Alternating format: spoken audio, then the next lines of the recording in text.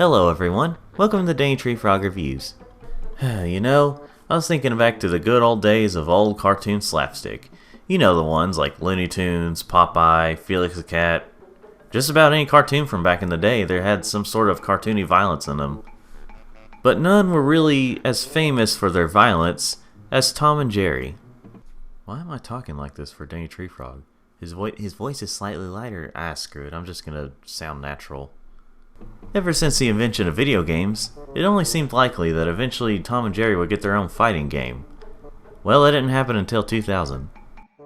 In the year 2000, Tom and Jerry and Fists of Furry was released for the N64 and PC.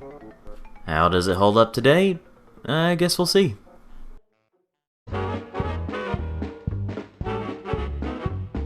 Well, we sure can count on Nintendo 64 to make it sound authentically old.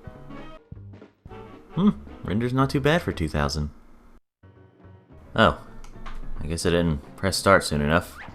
Well, that's okay. Here's a little demo of the gameplay, and guess I'll just get started and... Wait, we really have to sit through this again? Too many words on screen. You know, in past videos, I would normally talk about the different modes, but I feel like you would get the idea.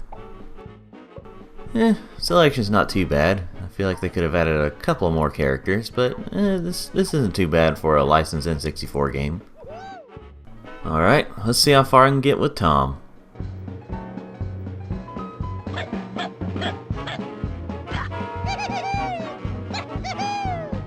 How could I forget these good old classic Tom and Jerry sounds? What the heck did I just hear? Anyway, the gameplay is an arena fighter, where you hit each other with either your fists, kicks, or various objects in the level. You can also gather up various power-ups to kind of help you out a little bit. Sometimes when you attack your opponent drops little first aid kits, which both of you can actually pick up to gather more health. This is a decent setup for an arena fighter. It's kind of clever. Hey, now that's pretty good! One negative thing I would say about this game so far is that the controls can feel a bit slippery. And by a bit, I mean it feels like they just use ice physics in all the levels. This really didn't bother me too much, as I could get used to this kind of stuff. That is, until I got to the fight with Spike. This is where I really started noticing the physics of the game were not very good. The reason I started noticing it more is because this fight seemed to be a lot harder, and I had to be a little more precise with my moves and try to get away, and that's why I noticed the bad physics more.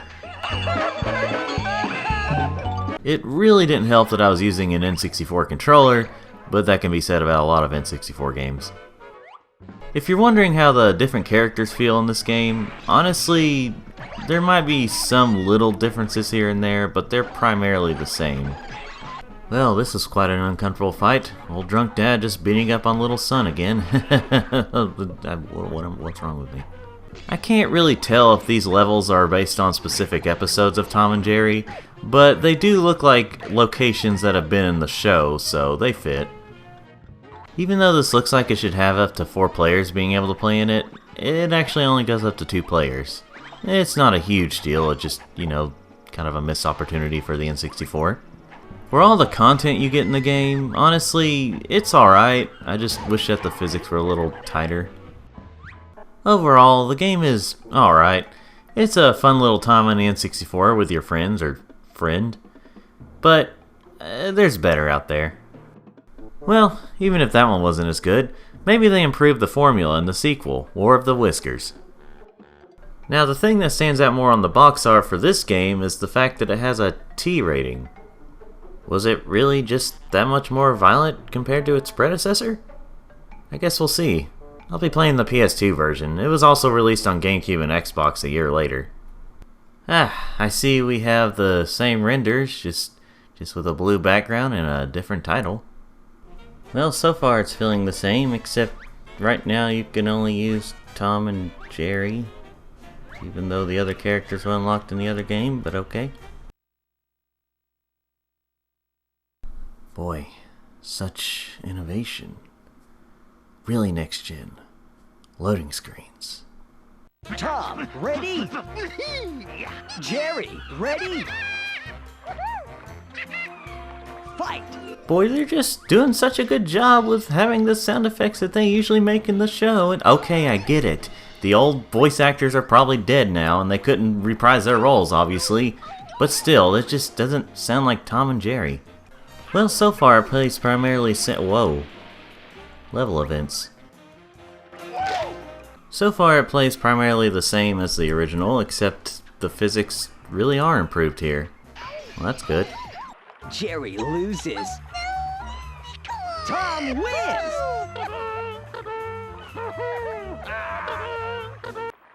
Wow. Either Tom's a dick or Jerry's a poor loser. Okay, now this level has ice physics, but at least here it makes sense. Berserk, ready! So in this game, one of the special power-ups is Berserk. Well, not really a power-up, it's just something you gain over time, which basically makes you more powerful and gives you more of a red shade. Though it doesn't make you invincible, so you still have to watch out. The graphics are honestly quite improved in this game. I mean, yeah, it makes sense. The previous one was N64 and I'm playing this on PS2, but still, it looks significantly better. Also, these levels are a lot bigger, so they're a lot more fitting for 4 players. But again, you can only go up to 2 players on the PS2 version. The GameCube and Xbox versions could go up to 4 players, which I guess that makes more sense because having 4 players was definitely a lot more available on those systems.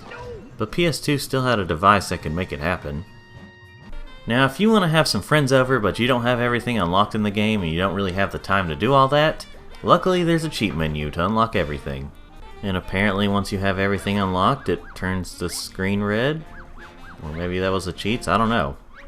But whatever the case may be, every stage and character is unlocked this way. There are some familiar characters from the previous game, but then there's also some newcomers that tag along as well. So far, it's been primarily the same as the N64 version, but I think this might be the reason why it has a T rating, considering there's literally a level where you just straight up go to hell, and you can fight the Devil Dog. Another thing they added to the game are costumes for different characters. There's quite a bit of content here. Going back to the rating thing, I have a feeling this was T rated because of the time it came out. The E10 Plus rating didn't come out until 2004, whereas this game came out in 2002 and 2003. Despite being a lot like its predecessor that only came out a couple years earlier, being E-rated, it was probably still seen as too violent for an E rating. Had this game come out a few years later, or say it were to be re-released for today's audience, it would probably get that E10 rating. So yeah, overall, this is definitely a big improvement over the predecessor. Just imagine taking a drink every time I say predecessor. I wouldn't really choose this game over a lot of other fighting games, but for what it is, it's pretty good. When comparing the two, I'd definitely recommend War of the Whiskers over Fists of Furry.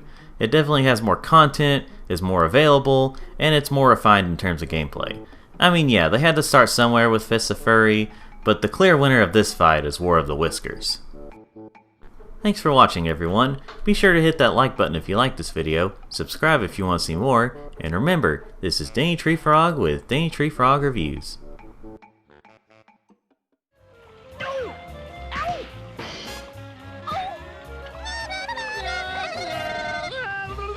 Berserk, ready!